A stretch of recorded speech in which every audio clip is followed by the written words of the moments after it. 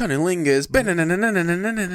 Still can't do it right. So you want to talk about such big news that you had to text me about it because it's so important in the world. Well, no, It is. It was the number one trending story on my Twitter yesterday. It was just that last minute trying to come up with ideas for these things. Even the cold opens, and they said one of the biggest news was that people got all up in arms that in the Harley Quinn cartoon, the third season, they were gonna have a scene where Batman goes down on Catwoman, and they cut it out. They're like, no, you can't do that. Which I think people would have been like, okay, whatever. But what people were upset about is the reason why. And heroes don't do that. Yeah, their response was, heroes don't do that. Well, I don't know if you saw today, but Zack Snyder posted a picture of Batman going down on Catwoman, and he just said, canon. It was a comic picture. I don't know if he had somebody draw it, or if it's from an actual comic, because it looks like it's from an actual comic. Yeah. And he just put canon, like, okay, that's in the story. Which obviously with the fucking... Yeah. He got handlebars on his head pretty much, and his mouth is open. Well, what's that for? That's the design for eating some mush, for some diving. Well, I mean, the joke all day at the comic book store on Wednesday was like, the heroes don't do that. No, heroes do that. Your heroes don't do that. My heroes do that because that's what a hero does. And I just thought that, yes, that's a funny, stupid thing, but it also, kind of, censoring, creativity. Yeah. Especially considering the other things on that show. Like, I just bought the second season, I'm, halfway through it, and within, the first couple episodes, Harley Quinn bites off the Penguin's nose and shoves her broken baseball bat through his throat. That is awesome. Well, yeah, it's great, and the cursing and everything's awesome. Especially, I just watched an episode with Mr. Freeze, and he had a big ice wall up there, so they had to get a Firefly's flamethrower because it was super flamethrowery. Right. So to melt the ice to get in. So Harley Quinn, whereas she was melting the ice, she made the entrance look like a vagina. Of course, as you would. And she says that she made it look like because the guys are kind of looking at it like, well, that looks kind of familiar. And she's like, it's a vagina. So it's there's already that kind of joke, so it's not that big of a leap. Can I play devil's advocate real quick? Yeah. If heroes don't go down on ladies, and I would assume that would also mean ladies don't go down on ladies or ladies don't go down on guys. But just for Batman, Catwoman, say, heroes don't go down on ladies. They don't do that. That's not hero-like. So does that mean Penguin's just out there fucking gobbling down fish like crazy? He's just eating snapper, tuna, just raw. He's just raw, eating that raw fish. Again, he would be probably good at it. He got that nose. Yeah, I would be tickling. Now, I know this is not the same universe, obviously. It's Marvel, but imagine Venom. Oh. The tongue action and the slobbering. Woo! Just don't look at his face. Don't look at his face. You know who would be bad at going down on a lady? Hulk. Hulk smash. Thing would try. I think he would give his damnedest effort, but I don't think he'd be good at it either. He's a smooth rock man. You know who else would probably be good? Daredevil. I feel like Daredevil actually would be terrible because his sense of smell is so heightened. He'd be like, even if it smells fine, he's still just like, he just something on the inside. Yeah. Now, this might be my personal take, and again, we're going with Marvel here because I just feel like their characters are better at eating muff than the DC characters. Flash, though, obviously would probably be kind of wild.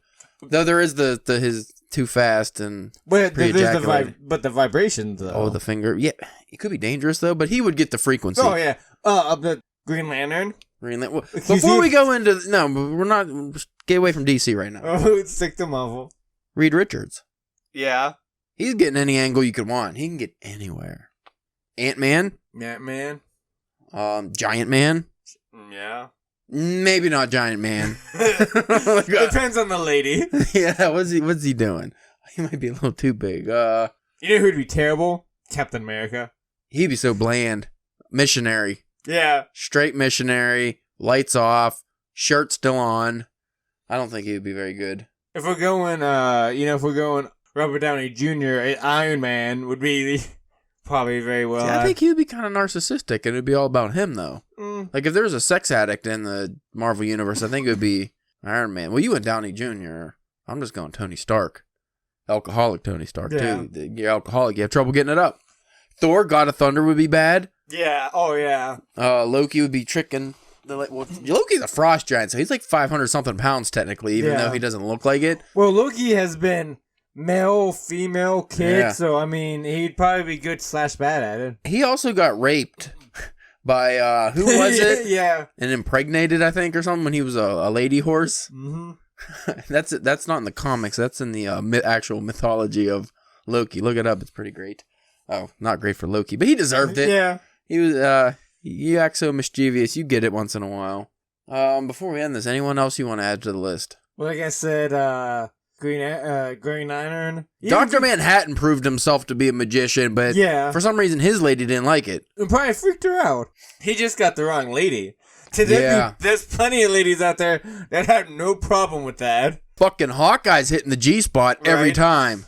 I was going to say, like, Green Arrow, you know, and he has those trick arrows, too, so... Mm-hmm. Who was, Bullseye? Is that his name? Yeah. He might be alright, too. Lex Luthor, I think he would know where the spot is, but I think he'd be too selfish. I don't think he'd go down on a lady. Yeah. He's a villain. Through and through. Superman would suck.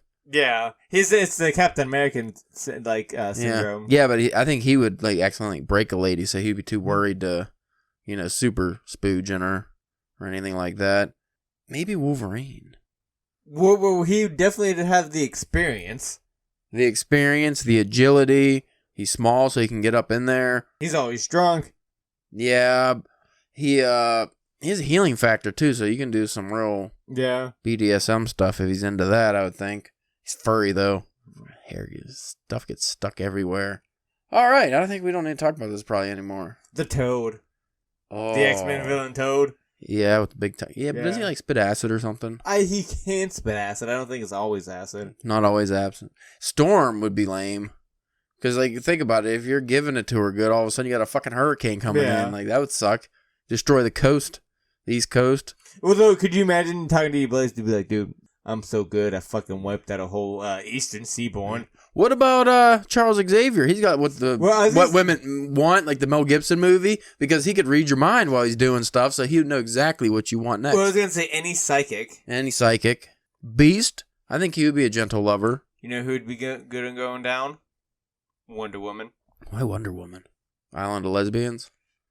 I mean, that'd probably have something to do with it, and just she's very efficient, and, you know... And not movie Wonder Woman. Gal Gadot Wonder Woman I don't think would be good. No. It's like, why are you so wooden, lady? I didn't like Wonder Woman. I'm in the minority, I guess, but I thought it was boring. I liked the first one. I never got around watching the second one, which I've heard nothing good about. I just wish Lucy Lawless would have been in her prime to be Wonder Woman. I think she would have been the Wonder Woman. Or even China from the WWE. If she was in her prime. Because that's an Amazonian lady. She was buff. But could you talking about, like, the stiff delivery stuff, could you imagine? Not a good actress. She'd be good for the stunt doubles. Yeah. And the fighting. And the fornicating.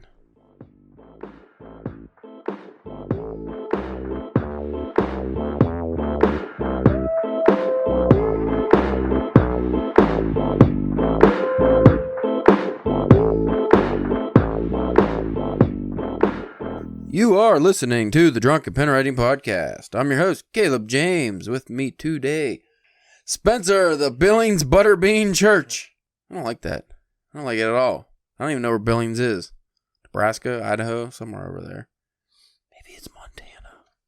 Montana? I don't know why that was on the fucking map. Like, out of all the cities, like, it must be a state capital. Where's Billings? Let me look it up. You think.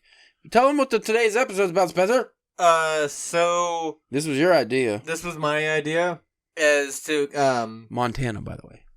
So, I'm always advocating I'm a big comic book reader and stuff like that. But there's a lot of comic book writers out there that have either started out or even after getting their foot in the comics that, also write, just pro novels and stuff like that. So... There's been a couple guys that I've been wanting to try to check out some of their prose work. So I made a list of about like 4 people, and I sent some links to Caleb to try to check out some of them stuff, and I figured we would try to pick a guy from one of them, and then pick one of his works to either read for the podcast. Oh, that's your big plan, is to get me to read one of these books. Maybe. Perhaps. Perchance. I'll give you the perchance. Also, I'm excluding Neil Gaiman and Alan Moore because they're super famous. Yeah. This is more about comic book creators that people may not know, or if they do know, they might not know that they have novels. Yeah. Of course, a lot of people don't know Alan Moore has novels out because most people don't read that kind of stuff. Right. But obviously, Neil Gaiman's a very popular writer, novels and comics. The first one you sent me was Greg Rucka. Yeah. He is an American writer known for the series of novels starring his character Atticus Kodiak. The creator-owned comic book series Whiteout, Queen and Country, and Stumptown, as well as lengthy runs on such titles as Detective Comics, Wonder Woman, Elektra, and Wolverine. Have you read a lot of his stuff? I've read a good amount of his comic book work, and he has a lot more creator-owned stuff that they didn't list in the, just in that beginning article. I'm sure once you'd go, check everything else, they'd get into that. But yeah, he has a very crime noir kind of. Is that what the Atticus Kodiak books are? I would assume so. It says there's a bodyguard character. It doesn't give a lot of detail about the series. It's just a series of novels starring the professional bodyguard Atticus Kodiak, including Keeper, Finder, Smoker, Shooting at Midnight, Critical Space, Patriot Acts, and Walking Dead. The biggest book in that series seems to be about 440 pages.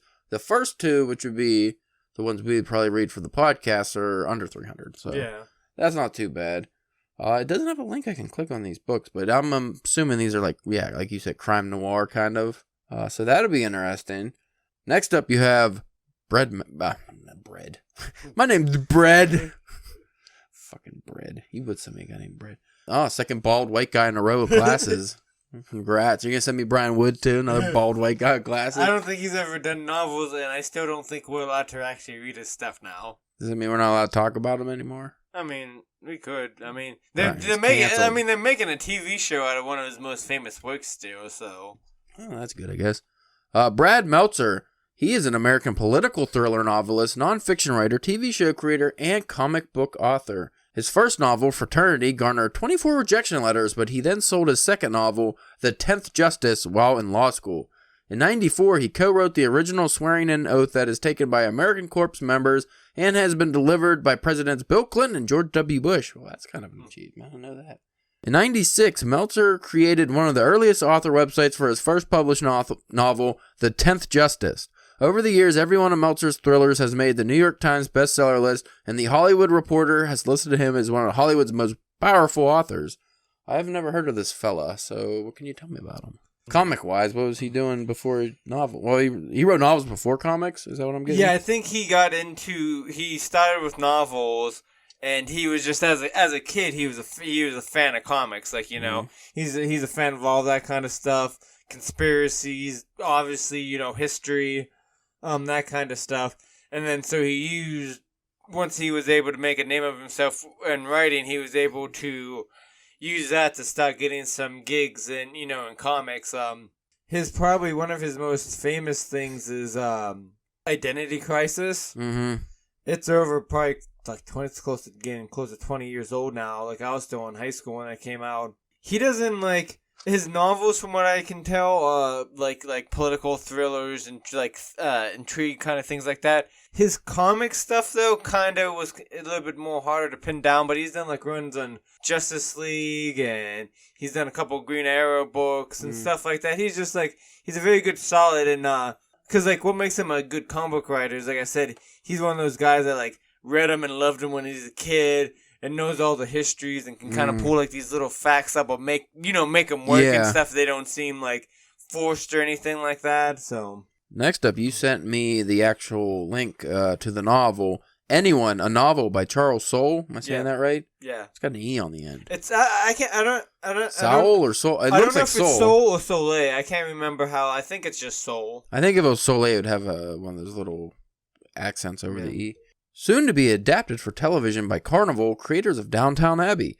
An Indie Next Pick, a science fiction book club pick. Best-selling author of The Oracle Year, which is another one of his famous novels, right? Yeah, that's the other link I sent you of his. Okay, I didn't check that out yet. Oh, is that in the same thing? Did you in the same block? Because it had one on top, but when I went to click on it, it just sent me to Amazon. Oh, yeah. It was this, because on his website, it didn't have, like, a description of the books. Okay. So that's why I sent you the Amazon link so you could, like, read the descriptions. Right. So, best-selling author of The Oracle Year, Charles Soule brings his signature knowledge and wariness of technology to his new novel set in a realistic future about a brilliant female scientist who creates a technology that allows for the transfer of human consciousness between bodies and the transformations this process wreaks upon the world. That sounds pretty interesting. That's, it's only one copy left. Well, I mean... So... Like I said, this isn't something we have to do, right away. Right. As we were talking about beforehand, which we won't bring up now, we might already have something else. Oh, yeah. Coming up for the website, so... just kind of thinking down the line a little bit, Right. Next up... okay, so yeah, you did send that in a separate one. So The Oracle Year, that's also Charles Soule. I like that cover. It's pretty funky. It reminds me of the Coin Locker Babies cover. Yeah. From best-selling comic book franchise writer Charles Soule comes a clever and witty first novel of a 20... So this would be the one we'd want to read first if we were going to. Clever and witty first novel of a 20-something New Yorker who wakes up one morning with the power to predict the future. Perfect for fans of Joe Hill and Brad Meltzer, or books like The Book is Full of Spiders and Welcome to Night Vale. Knowledge is power, so an unassuming Manhattan bassist named Will Dando awakens from a dream one morning with 108 predictions about the future in his head. He rapidly finds himself the most powerful man in the world, protecting his I can never say this word. Protecting his anonymity. Anonymity. That's doesn't not sound right. Anonymous. His identity. Anonymity. Protecting his anonymity by calling himself the Oracle, he sets up a heavily guarded website with the help of his friend Hamza to selectively announce his revelations. In no time, global corporations are offering him millions for exclusive access, eager to profit from his prophecies. It's always funny when there's a word in your head that you can say, but when you go to say it out loud, it's always a fun part of the podcast. That book's 416 pages. Then you sent me Benjamin Percy. Yes. Oh, this is his website, benjaminpercy.com. I like this, the cover of this book, too. Yeah, that looks cool. The Ninth Metal. It began with a comet. At first, people gazed in wonder at the radiant gash in the sky. A year later, the celestial marvel became a planetary crisis when Earth spun through the comet's debris field and the sky rained fire. The town of North Fall, Minnesota will never be the same. Meteors cratered hardwood forest and annihilated homes, and among the wreckage a new metal was discovered. This omnimetal has properties that make it world-changing as an energy source and a weapon. See, I like synopsises for books that are just like that. Yeah. Because that makes me actually interested in the book more than like those generic ones on Amazon. So this one was about like these rare metals. You were telling me about this before. That they find and they could do like different things. Yeah, I think it just with these new metals and then what's the things on the table of contents? What are those mineral just different things and that like just change that just basically blow science, apart, just with all this new information. New elements. Elements, yes. Also he has on here, which I'm actually really interested in, is this Suicide Woods. Because it's a short story collection. A spine-tingling new collection of stories from the acclaimed author of Thrill Me and Darknet. Benjamin Percy is a versatile and propulsive storyteller whose genre-bursting novels and story collections have ranged from literary to thriller to post-apocalyptic. What can you tell me about his comic history? He is one of like the new... I mean, he's probably been around for like 5 years or so, but that's still kind of like new in the comic world, because how long it takes for like work to kind of, come out. I like a lot of his stuff that he does. Just from reading these synopses too, it sounds like he's, obviously because he's more modern, but it sounds like he's diving into a lot of newer things. Like this other book he has, The Darknet, it's about like bitcoins and piracy and stuff like that, so like online stuff. So I think I'd be down for reading, because that'd be like the most modern of these. So there's this new comic book company out called AWA. he's done, I think, at least 2 series from there. One is called Devil's Highway, and it's all about, like, a network of, like, evil truckers that, like, communicate, and they pick up, like, hookers, and they, kill them and do, like, weird, like, Satanism snake things with them and stuff like that. And, like, the only reason they get caught is because this one, like, hooker escapes and goes to, like, this diner. And it's very, like Minnesota, because I think he, like, is from or lives in Minnesota. It's very, like, flyover state. Like, it's winter, so it's real cold, snows everywhere. And, like, it's like, lady, he's cleaning up. Bang, she's banging on the window, and he goes to, like, let him in to help. And, like, the guy follows him, so he kills both of them. So this chick is, like, a badass. She had tattoos. She can kick ass. She's good with a gun, that kind of stuff. Mm-hmm. So she's trying to find who murdered her father. And so just trying to do that, she just unravels this whole thing. And it's like I said, like, it's like a whole network of, just these evil fuckers that use, like, big rigging as their, like, camouflage and stuff to do these things. But he also does, like, like, he's doing a Wolverine at Marvel now. He's done a decent amount of things at Marvel. But a very good writer, and he can do multiple kind of genres and stuff, and he has a very grittiness, like, to a lot of his things. Can I add one to your list? Yeah. About Joe Hill. Well, I didn't know you were saying famous people. See, but I feel like Joe Hill is not quite at the level yet, because, like, if I go to somebody who doesn't really read a lot of stuff and I say, hey, Joe Hill, they're just like, huh? But because even if you say Lock and Key to somebody who doesn't read comics, they probably don't know what that is. Right. Whereas if you say Neil Gaiman, a lot of people know him just from TV shows and stuff. Yeah. Joe Hill's getting there. He's had TV shows and stuff, things coming out now. Like, there's going to be a Lock and Key show. They did that, what was it, the Nosferatu show? Is that what that was? Yeah, yes. What you said was awful. Yeah, I didn't enjoy it. The book's awesome. Yeah, the book's awesome. But yeah, I'm down to read more Joe Hill.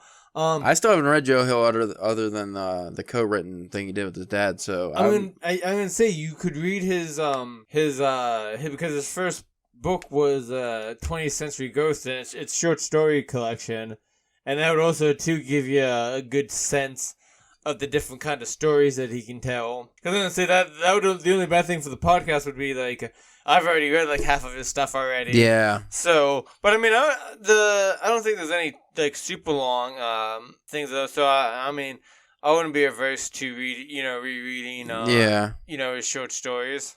Yeah. Well, he has Stranger Weather.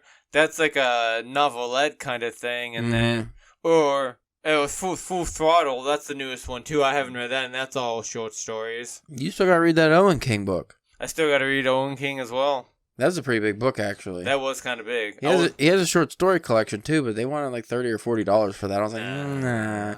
They didn't. The reviews weren't very nice either, so I was like, it's probably not all that.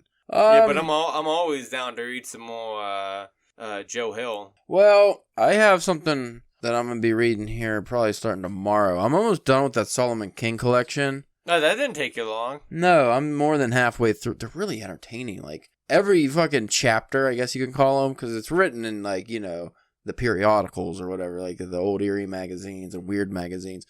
So it's broken down a little differently than just chapters, but they kind of put it into chapters, so to speak. So every chapter or scene ends on a big cliffhanger. So you just keep going and going. So do the stories jump around like the Conan stories do? Like in, like, Conan, he's either a king, or he's very, like, young, or he's a pirate, or he's, like, does it do that with Solomon Kane stories, or are they more just linear and kind of like, this is one adventure, and after that adventure, this adventure happened, like, kind of right out, or, like, this adventure led to that adventure kind of thing, or anything like that? So far, just every story is in a different place, and because he's like a vagabond, he just travels wherever he feels he's needed.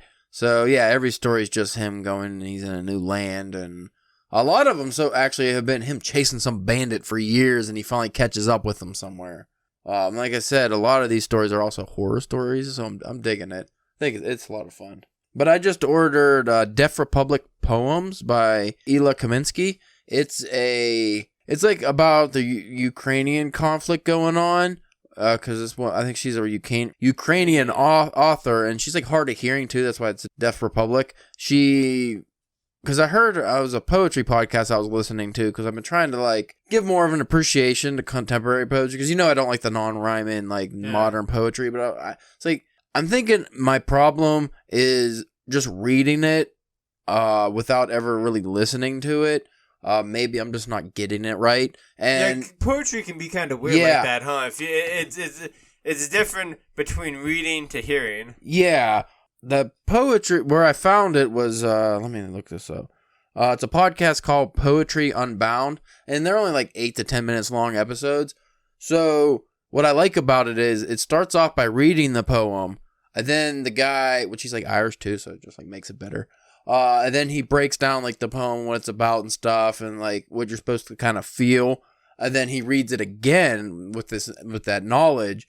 And so far, there's a couple really excellent ones where I'm like, oh, I finally fucking am starting to get it. So I got this collection because it's also a narrative collection. So it's like a story going on, because the one they used, the poem that was on the podcast, I don't know if I remember the name. I think it was the newest one, actually. It was Ila Kaminsky, We Lived Happily During the War. And I thought it was really interesting because there's this war going on, but the poem's about like this family who, even though this war is going on and they feel like they should do something, or they should, it's almost guilt because they're actually living happily. Like nothing's happening to them. It's just like things are happening to other people. And then you kind of start, it's like that guilt you feel. It's like, I really should be out there doing something. I should be helping, but my life's actually all right. Like, do you want to mess up your life Yeah. So it's kind of like the feelings it elicits and stuff. So I'm interested to see how like the collection is and if I'll be able to be drawn into it.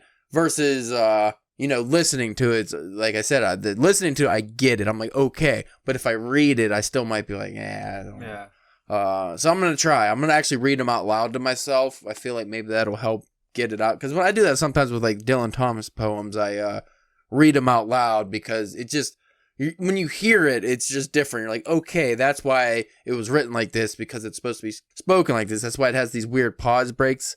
Because, like, a lot of modern poetry, especially, it has, like, those weird fucking break-off points. You're like, what? Why are they talking like they sound like Christopher Walken? I think that's what I think.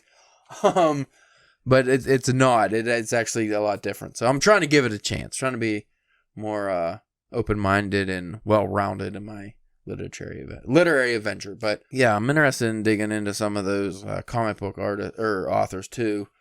Real quick before we leave, even if we don't pick them, I did want to point out that Brad Meltzer, he also has a very good line of children books called like The People Who Made Us, or I can't remember, but like, they talk about like anybody from like Abraham Lincoln to like Lucille Ball to so kind of like a history. Yeah, just like these kind of people, like and it's good, like it gives these kids like a little history lesson, but they also then shows like the the good that they've done, like kind of gives them somebody that to like look up to, Yeah, that sounds like that'd be pretty cool. I find maybe it's just because I'm an old man now, but I have been appreciating books aimed at children more, like the Graveyard Book by Gaiman. When I read it was a couple years ago, that Farlane the Goblin series that one guy sent us. Yeah, I really enjoyed those. Yeah, I kind of wish we would get the last couple. It was just one left. I didn't get the last one. Okay. Because he didn't have it printed yet. Yo. And I just never got around to picking it up because it wasn't on like Amazon. I think he was selling it through his website maybe, or it was like there was an issue with the runs or something. But if you folks, you can find him on our Twitter at Drunk Pen Writing. He follows us. We follow him. Farlane the Goblin. Trust me, like you got kids, I enjoyed them. I'm an adult.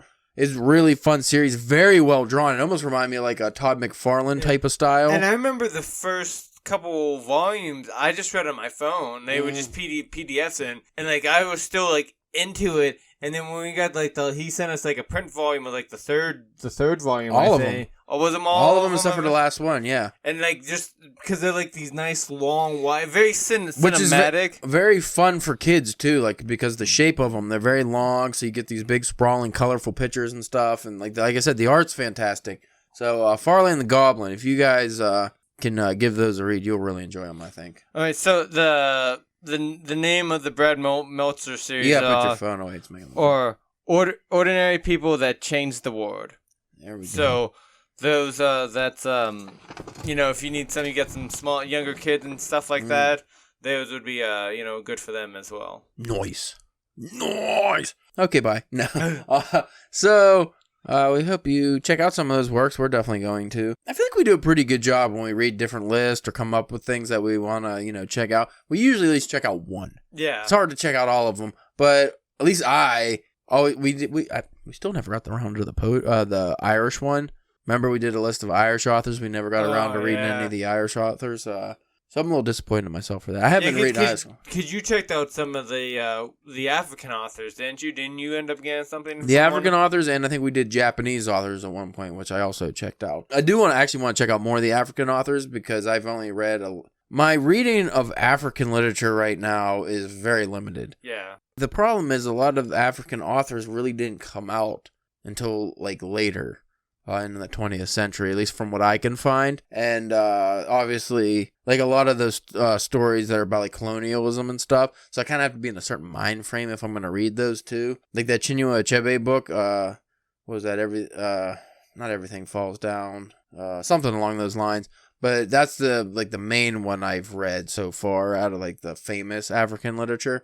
And then I've read short stories and different collections like that I've seen. But I want to check those out more just because I like to be diverse in my reading. And I also want to check out some Latin American authors, which I have a bunch on my list. Just haven't gotten around to it. Still working my way through the Japanese because I really like the Japanese style of writing. I just think it's enjoyable. Oh, before we end, which I guess I could tell you this off, but I'll tell you now anyway since we're here. We're only 34 minutes in anyway. We need a little extra fluff. I found out some things about Yukio Mishima I didn't realize. Okay. Because you know how we always talk about the translations and stuff of the books? Well, I found some interviews of him on YouTube, and he spoke English like an English speaker. He was very fluent, and he would actually translate his own books. Now, not to be ignorant, but that's the guy who you told me who kind of went... Not crazy, but kind of did the rebellion thing and then ended up doing the... Seppuku, yeah. Yeah, but he translated his own work. That's interesting. I'm sure he had translators for mass print editions or things like that, but he actually did a lot of translating of his own work. So that's why when I've been reading through his bibliography, I noticed the writing is pretty consistent throughout. Whereas the Haruki Murakami stuff, when I get to some of his lesser known works, or how this first person singular is, if it's a translator I haven't heard of before, because some of his translators, he uses the same one for multiple books. When you get to a different one, you can tell it's not written the same. It's similar, but it's not if you just gave me this book without telling me it was Haruki Murakami, I wouldn't know it was Haruki Murakami. Yeah.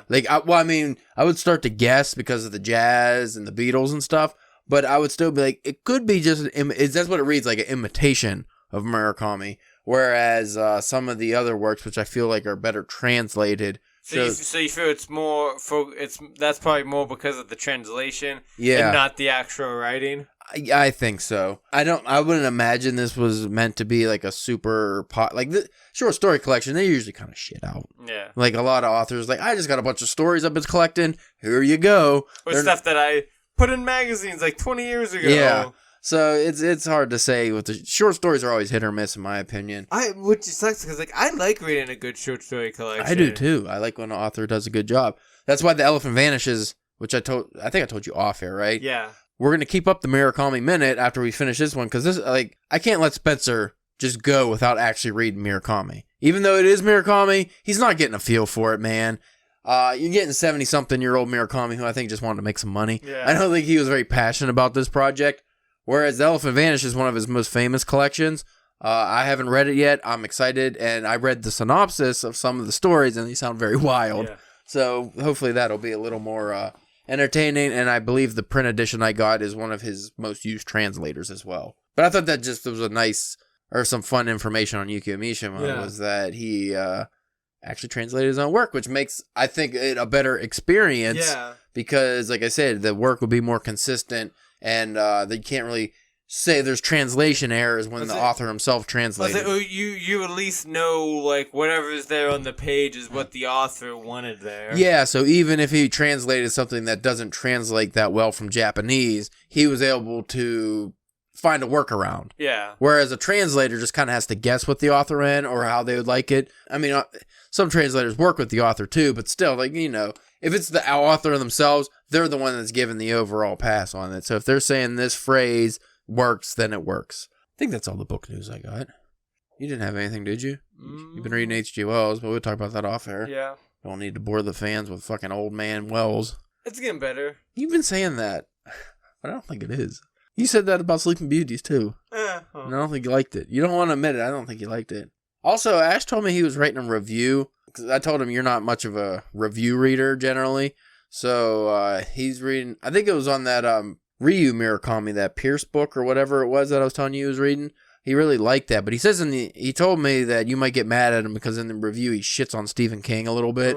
So now I kind of wanted to be like, hey, Ash, you know Spencer, like he reads Stephen King, likes Stephen King, but it doesn't mean like he's fucking. It's not a family member. Yeah, like, it's not if he insults Stephen King, Spencer's like, oh, you fucking, you just don't get it, man. Yeah, like I'm not one of those. I'm not like one of those Uber fans. Like I know his faults. I've seen his faults. You're not gonna hobble anyone. I forgive him for him, but like and like that's what I told him. I was like, Spencer's shit on him a little bit too about certain things. Like it's not like he's just Stephen King can do no wrong. Oh yeah, I mean it's just. He's just probably my favorite, but I know that like other people don't like him, and I mean I shit on other people that other people really like that I don't like. It's we talk mess on Stephanie Myers all the time. And now I mean, and it's one thing like if you in your review too, if you point out something like oh well yeah that is kind of true, or either if you're just like and also like Stephen King he's a piece of dog shit, like like that's different, like it's like well hey man like that's not true. At least he'd be like, oh, I really like this book because he's not liberal cuck like Stephen King. Like, wait, what the fuck, dude? Left field, bud. I would imagine Ash's reviews are actually pretty good, way better than any reviews I've written because he seems to care about the reviews, whereas I'm just like, very basic. Yeah, just like, it's good or it's not good, but he actually goes into very good detail. So if you ever go to our website, drunkenpenwriting.com, check out the Drunken reviews that Ash puts up. Because he even pairs booze with like what he's reading and stuff. I don't know if you ever, like I said, you should read them. Yeah. You would actually like the books you'd be interested in the books he covered. Because he did like a Jane Bronte piece. Jane Bronte, not, the Bronte sisters, not Jane, that combined things. Like Pride and Prejudice or something. I forget what it was. The girly books, that everyone reads. And he actually broke it down in a way that was like, that might not actually be too bad. Like, I might want to read that. That seems interesting. Yeah. So you can check us out. And also Facebook, Instagram at Drunken Pen Writing. That was very abrupt how I shifted. It's going to sound like I just cut. I noticed that on the Murakami episode, sometimes I'll just end it with like, all right, that was a Murakami Minute presented by Drunken Pen Writing Podcast. And it's just over. It just sounds like I put in an audio clip of me saying that. I actually don't. I never do. I don't have pre-recorded audio clip. I just say it and it just goes in. But I just want to be done. So thank you folks for listening. Keep on reading. Pandemic might be over. That doesn't mean you have to stop reading.